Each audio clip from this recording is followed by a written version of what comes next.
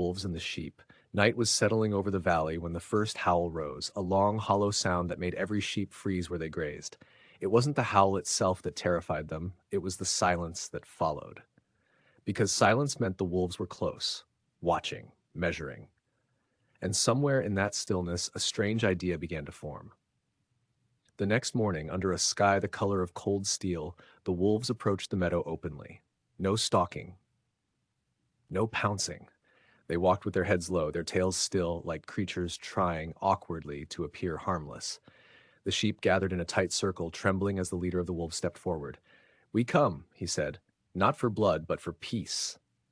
A murmur rippled through the flock. Peace? From wolves? Old Ewe Willow, gray-muzzled and slow, squinted suspiciously.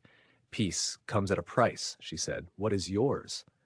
The wolf smiled, a thin smile, the kind that never warms the eyes. "Your dogs?" he replied.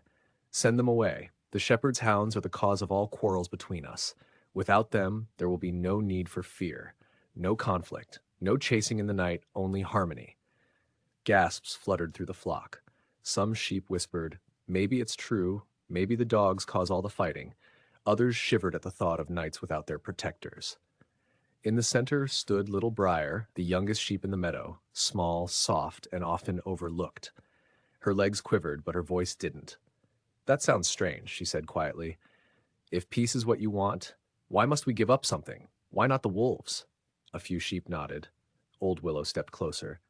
"Yes. What will you give to prove your promise?"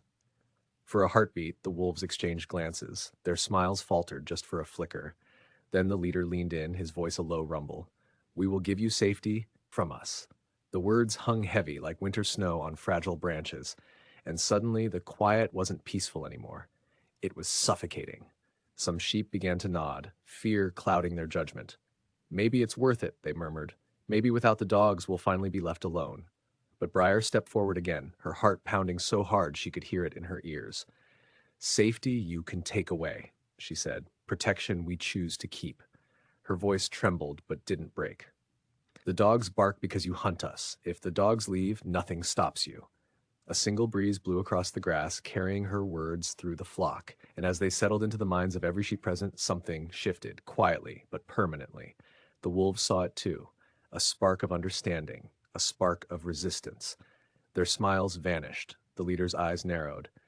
"Think carefully," he warned. "Peace does not wait forever."